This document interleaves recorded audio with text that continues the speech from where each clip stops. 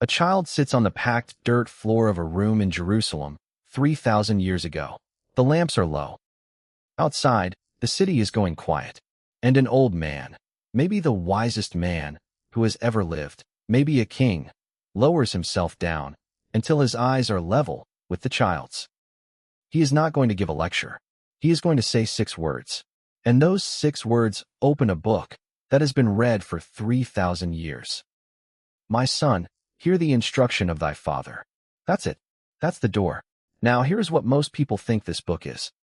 They think Proverbs is a collection of clever little sayings. Fortune cookies with sandals. Get up early. Watch your money. Don't trust a smooth talker. Nice advice. Framed on a kitchen wall. But listen to me. That is not what this is. This is not a book about being smarter. This is not a book about being successful.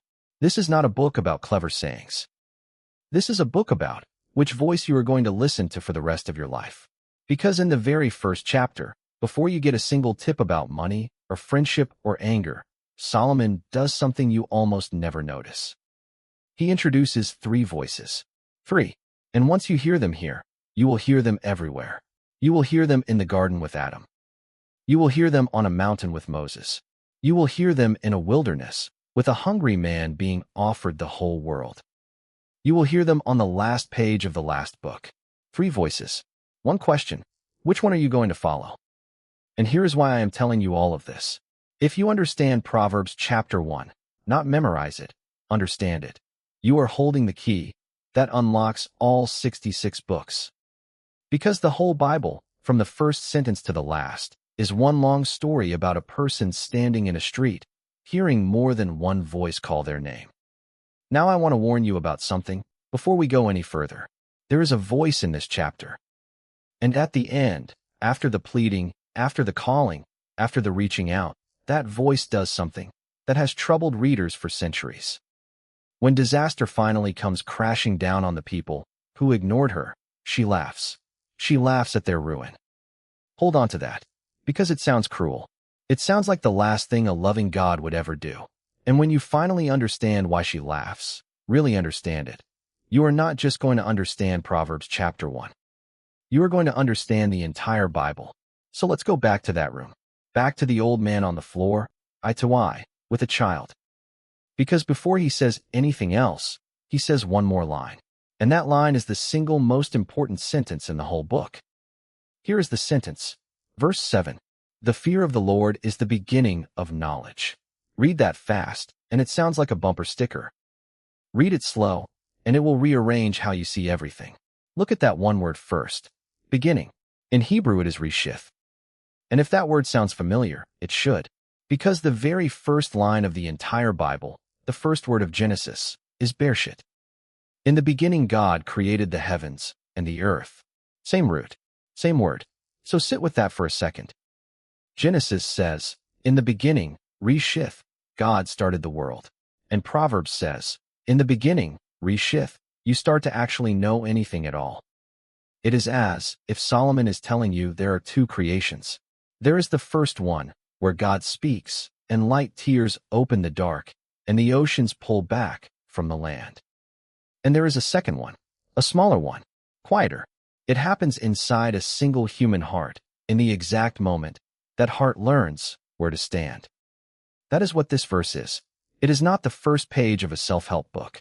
It is Genesis 1, written for your soul. The same God who said, "Let there be light," over the water is saying, "Let there be light over you." And the light switch is this one word, fear. Now that word, fear, the fear of the Lord. And I know what that word does to people. You hear fear, and you picture a God with a raised hand. You picture cowering. You picture a child in a doorway, flinching, waiting to see what mood the house is in tonight. If that is what this word meant, then none of this would be good news. It would be a threat with a Bible verse taped to it. But that is not the word. The Hebrew is yare. And yare is not the fear you feel running away from something. It is the fear you feel standing in front of something, so vast that your knees go weak and the words dry up in your mouth. It is what you feel at the edge of the ocean at night, when you cannot see where the water ends and the sky begins.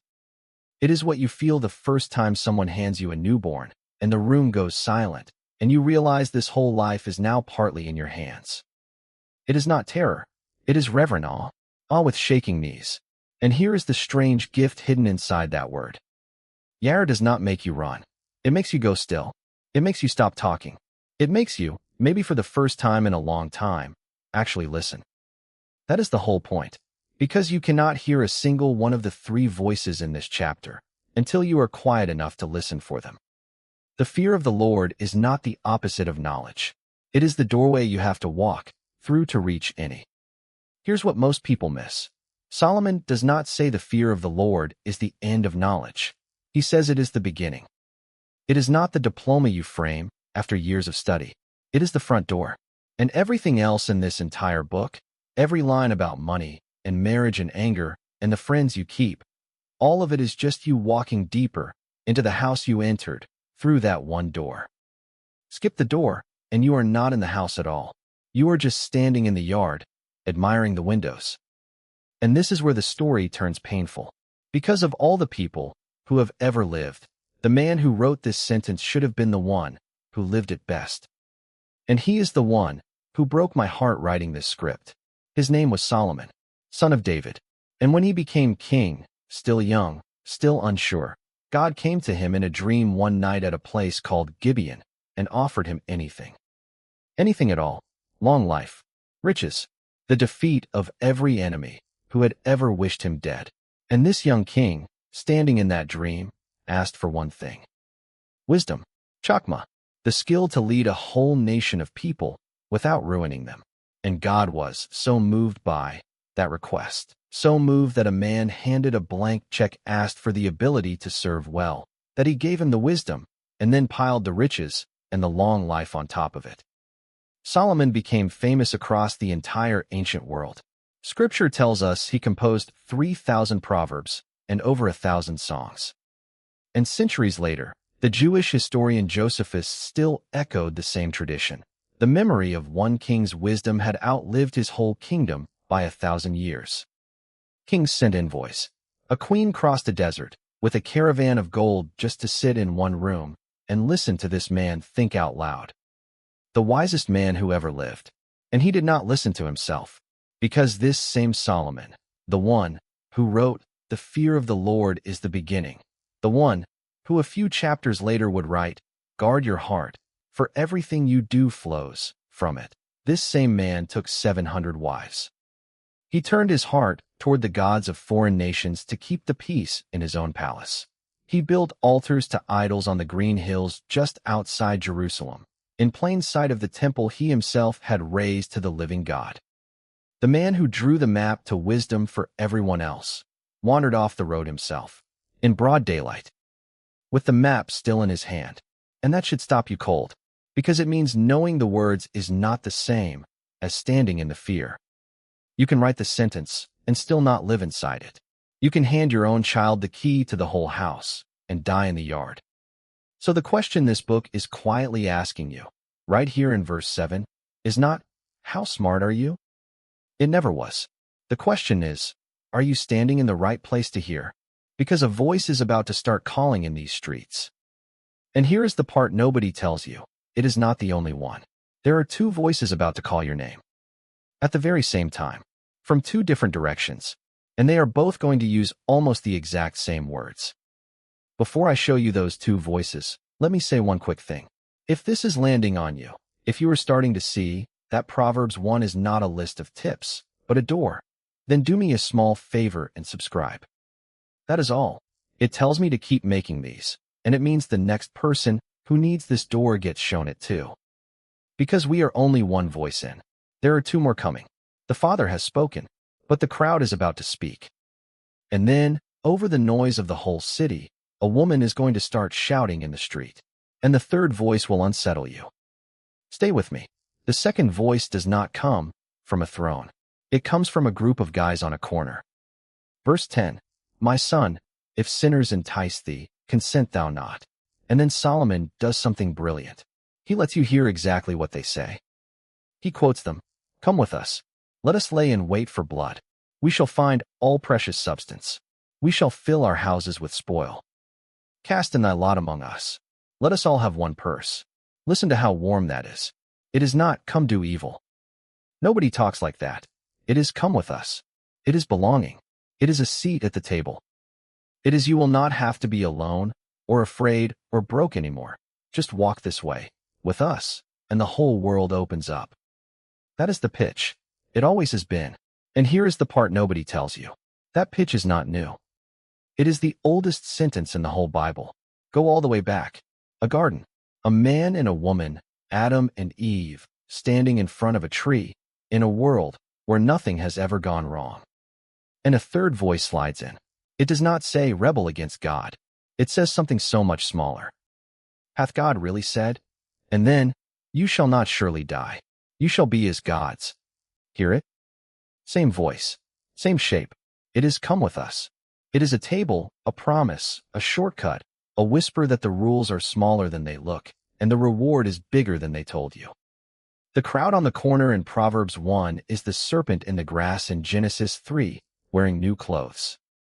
3,000 years apart, and it is the same sentence. Fast forward 1,000 years past that. A different wilderness.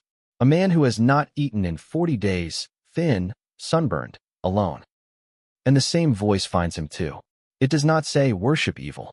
It never does. It says something warm and reasonable. You are hungry. Turn these stones into bread. You want the kingdoms of the world. They can be yours today. No cross. No nails. Just bow your head one time. Come with us. The shortcut. The seat at the table. The oldest sentence in the world, offered to the Son of God between two rocks. And for the first time in all of history, someone hears come with us all the way to the end.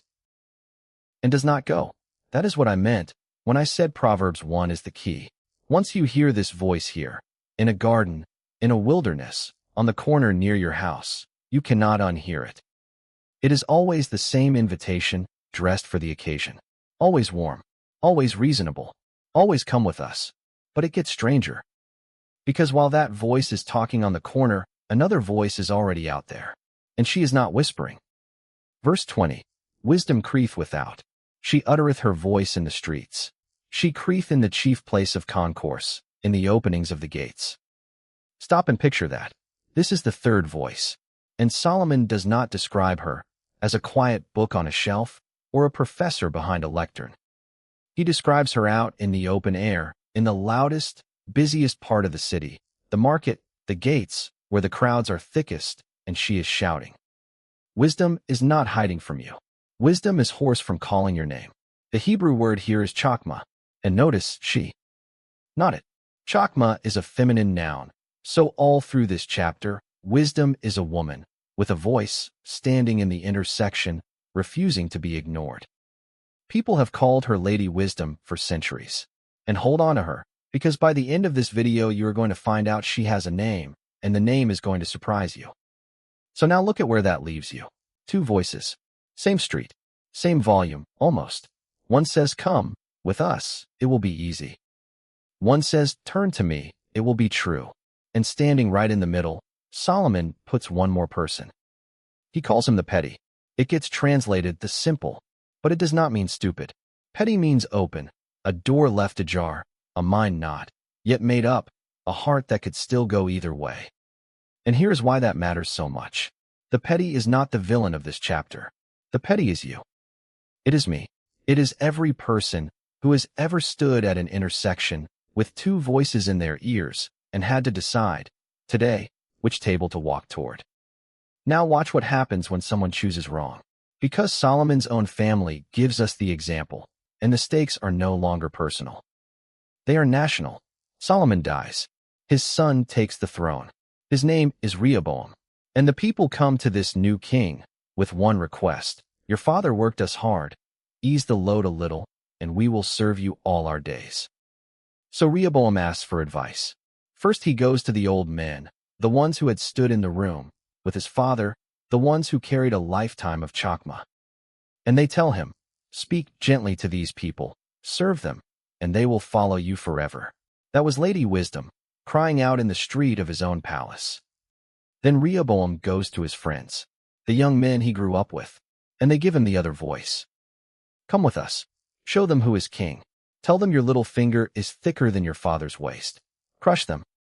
You can almost see him standing there, young, sweating, the crown still strange on his head, two groups of men waiting on his answer.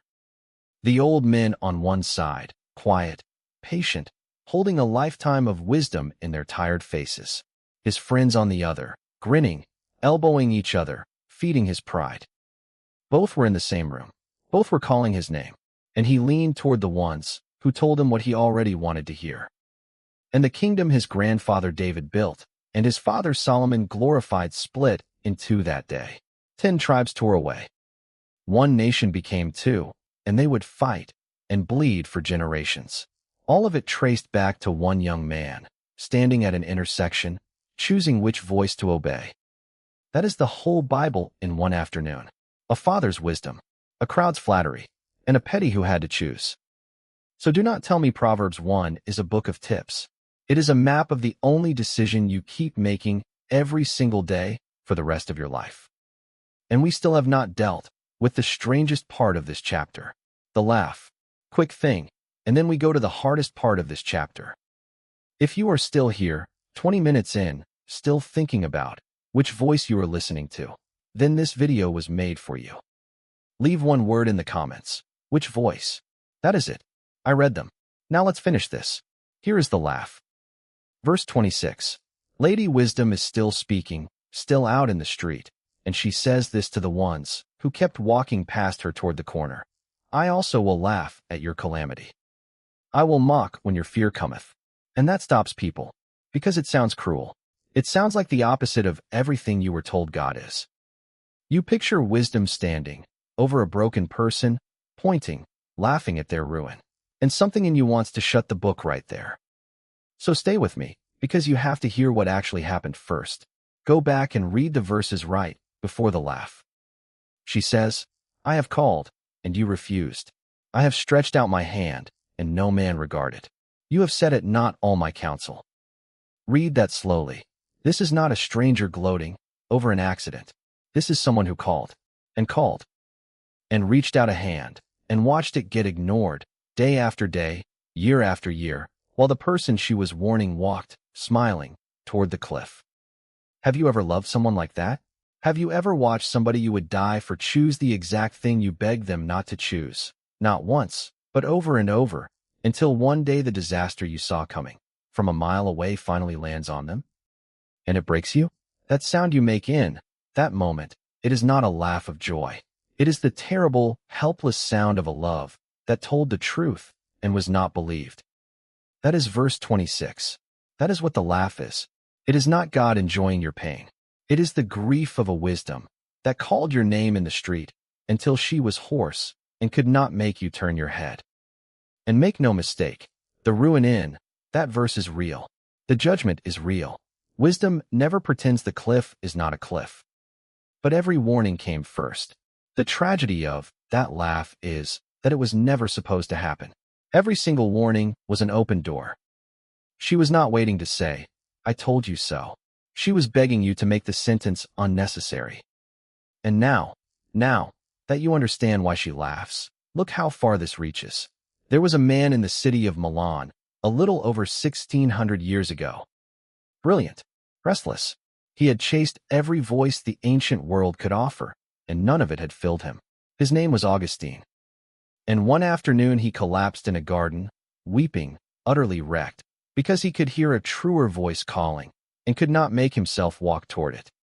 And then, over the garden wall, he heard a child singing a little song. Just 4 words, over and over. Tolle leg, take up and read. Take up and read. So he did. He picked up the letters of Paul, opened them, read one line, and the noise of every other voice went silent.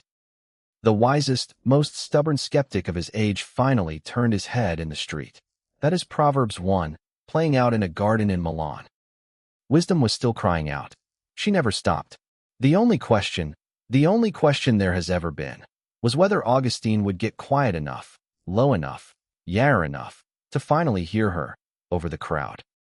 And here is where the whole thing opens up, because that voice in the street, Lady Wisdom, Chokmah, the one crying out at the gates. Solomon could not have seen the whole of who she was pointing toward. But turn to the New Testament, to Paul writing to a church in Corinth, and the shadow steps into the light. Paul says it plainly. Christ is the power of God and the wisdom of God. The wisdom of God. And a few lines later, Christ is made unto us wisdom. For 2,000 years, Christians have read Proverbs 1 and seen it. The woman calling in the street was always a shadow, and the shadow finds its shape in a person. Do you see it now? The woman shouting in the street of Proverbs 1 is not a poem. She is a shadow. A shadow thrown backward across 1,000 years by a man who would one day stand in the streets of Jerusalem and cry out to crowds walking past him toward the corner, "Come unto me, all you who are weary, and weep over a city that would not turn its head." The three voices of Proverbs 1 run through every page. The father calling his children home. The crowd whispering, "Come with us, from Eden to the wilderness to the corner near your house." And wisdom in the street, who turns out to be a person with scars on his hands, still calling your name over all the noise. This is not a story about a chapter. This is not a story about a king. This is not a story about a clever verse. This is the story of the entire Bible, folded down small enough to fit in one street, on one afternoon, in one open heart that has to choose. The key was never really a chapter at all. The key was the person that chapter had been pointing to the whole time. She is still crying out. She always has been. The only question is the one from verse 7. Are you standing in the right place to hear? So let me hand you 3 things to carry out of this chapter. Just 3. First, Proverbs 1 is not a book of tips. It is the door to the whole Bible.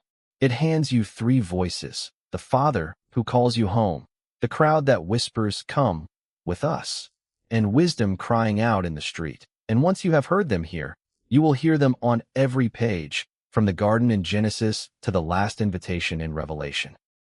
Learn to name the 3 voices, and you can read any chapter in the book. Second, the fear of the Lord is the beginning of knowledge. Means you cannot read a single page rightly until you are standing in the right place. Not the smartest place, the lowest place, the yare place, quiet, small, knees a little weak, finally listening. You do not start with answers. You start with awe. Everything true you will ever learn walks in through that one door. And third, the one I need you to actually feel. From tonight, you will never read the Bible the same way again, because now you know what to listen for. Open any page, the Garden of Eden, the wilderness, a prison cell in Rome, the last chapter of Revelation, and you will hear them. 3 voices: the Father calling you home, the crowd whispering, "Come with us," and wisdom, horse in the street. And that third voice, the one that has been calling your name over the noise your whole life. She was never an idea. She has a face. He is not standing over you waiting to laugh. He is standing in the street, hands still stretched out, and he knows exactly who you are. So let me ask you something, and I really do want your answer. Those 3 voices, the Father, the crowd, and wisdom in the street, which one is loudest in your life right now? Not which one should be, which one actually is. Tell me below. One word is enough, because the chapter does not end with the laugh. It ends with a promise. Verse 33, "Whoso hearkeneth unto me shall dwell safely, and shall be quiet from fear of evil." Quiet from fear.